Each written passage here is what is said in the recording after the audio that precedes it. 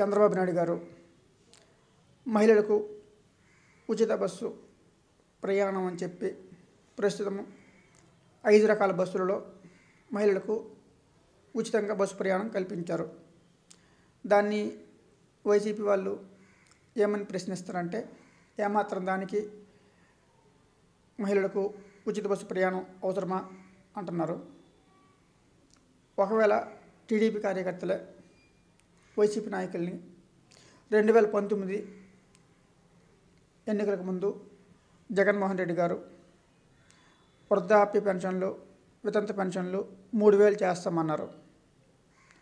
వచ్చిన వెంటనే అధికారంలోకి వచ్చిన వెంటనే 2250, 2500, 2750 ఇలా క్రమక్రమంగా పెంచుకుంటూ 4 ఏళ్ల తర్వాత 3000 చేశారు.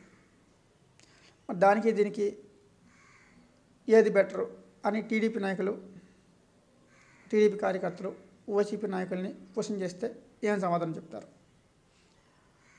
దయచేసి నన్ను రాజకీయాల్లోకి లాక్కండి. వైసీపీ వాళ్ళకి, టీడీపీ వాళ్ళకి ఎప్పుడు విమర్శలు, ప్రశ్నలు, సమాధానాలు, ఏవో రకరకాల మాటల యుద్ధాలు జరుగుతూ ఉంటాయి.